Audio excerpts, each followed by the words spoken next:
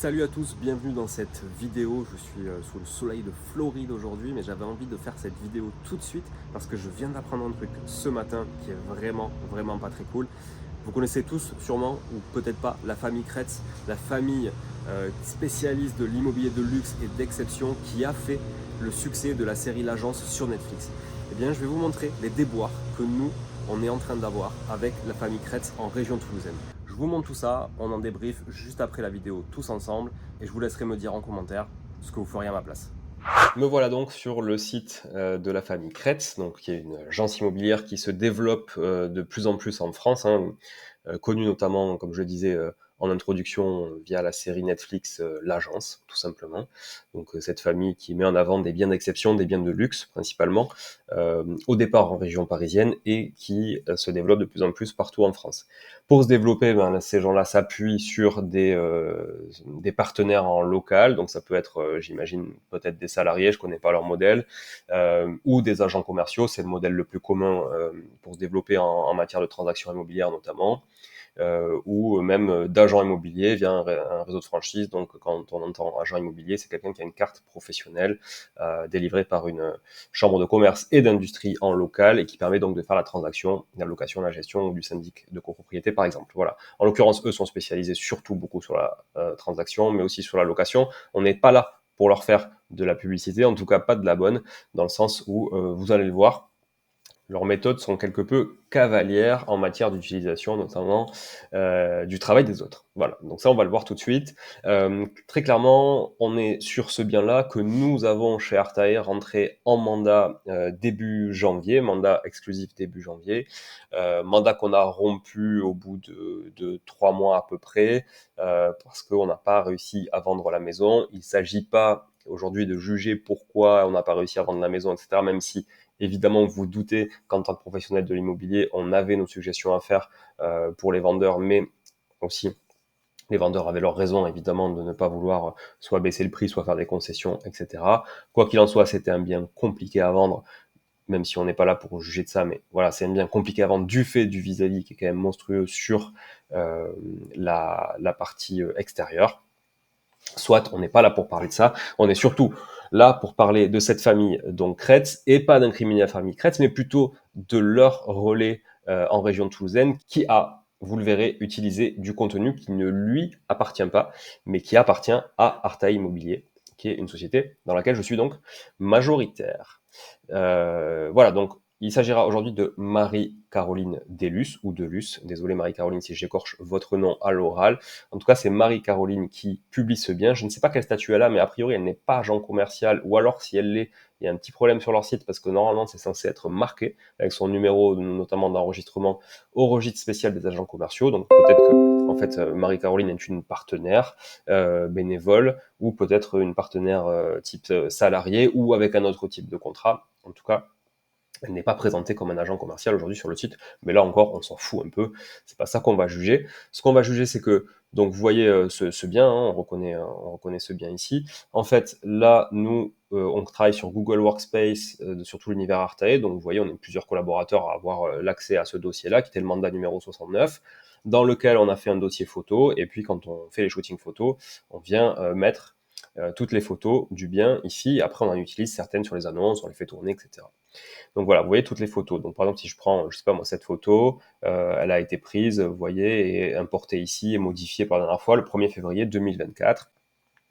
Si je prends celle-ci, tiens, qu'on va retenir bien celle-là, si je prends celle-ci, ben, on voit rapidement que c'est pareil, voilà, 31 janvier 2024. Donc le mandat a été signé fin janvier 2024, donc les photos ont été faites dans la foulée, voire même le jour même. Donc voilà où on a tout mis. Et là où je veux en venir, c'est que à première vue, pas de sujet, il n'y a rien qui nous pose problème aujourd'hui. Ça, c'est des photos qu'ils ont prises. En tout cas, je ne sais pas si c'est leurs photos à la famille Kretz, mais en tout cas, ce ne sont pas les nôtres. Donc, pas de sujet, en tout cas, de notre côté. Voilà. Par contre, à partir de là, bah, tiens, ça vous rappelle quelque chose?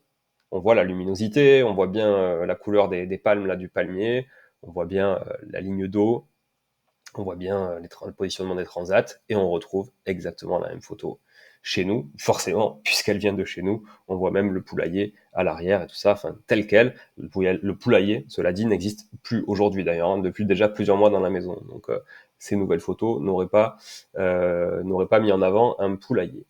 Donc ça, voilà. Évidemment, ils prennent bien le soin de mettre ce qu'on appelle un watermark dans le jargon de la famille Crête. Attention, c'est nos photos. S'il vous plaît, ne volez pas nos photos. On a quand même mis du cœur pour les prendre, donc c'est pas cool. Ça, c'est un exemple. Bon, alors vous me direz, ok, bon, c'est peut-être un hasard, nanana, nanana. Ok. Sauf qu'à partir de là, ce ne sont que des photos à nous. C'est-à-dire que celle-ci, on va la retrouver chez nous. Celle-ci, on va la retrouver chez nous. On pourra vite le repérer, vous allez le voir. Celle-ci, on la retrouvera et vous allez voir criant celle-ci qui a été prise à 13h51 et moi je peux vous le montrer dans mes fichiers photos parce que j'ai l'heure de prise de la photo, donc voilà, dans la source même du fichier photo, donc 13h51 et là clairement évidemment cette photo nous l'avons bien prise à 13h51 puisque encore une fois c'est la nôtre.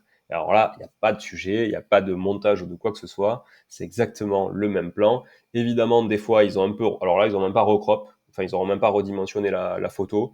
Voilà, il y a des photos des fois qu'ils ont un peu zoomé, un peu recrop à leur manière, mais là, clairement, c'est pas le cas de celle-là. Si je continue, bah, j'ai, regardez, cette chambre, regardez le lit, regardez les plis du lit, regardez l'éclairage. Bon, l'éclairage, vous me direz ça, on peut le refaire facilement, mais regardez les plis du lit, etc.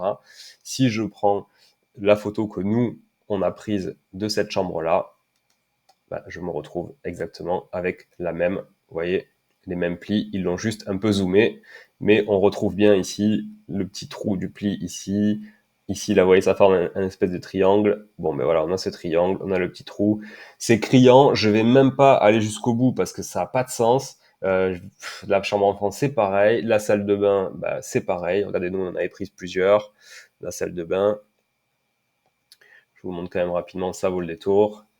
Hop, on retrouve celle-là avec, vous voyez, la rampe ici. Voilà. Et là, on a bien exactement la même photo. Voilà, donc je pense que les preuves sont là, il n'y a pas de sujet. Bon, vous l'avez vu, je crois que les preuves sont accablantes, les photos sont clairement les nôtres, ils ont utilisé nos photos. Je vous demande à vous, famille Crête, ou en tout cas Marie-Caroline, comment peut-on faire pour résoudre déjà ce problème, mais aussi, surtout, bon déjà vous allez les enlever, ça c'est certain, nous de toute façon on en fait un constat d'huissier, donc ça risque de pas durer longtemps, mais surtout, comment, en étant spécialisé dans les biens d'exception, les biens de luxe, en ayant des super commissions, vous ne pouvez pas vous permettre de payer un photographe 100 ou 150 ou même 200 ou 250 pour des maisons haut de gamme pour avoir vos propres photos plutôt que de voler nos propres photos qui sont les nôtres puisqu'on les a prises en interne, donc ce sont nos droits, notre propriété intellectuelle que vous utilisez aujourd'hui.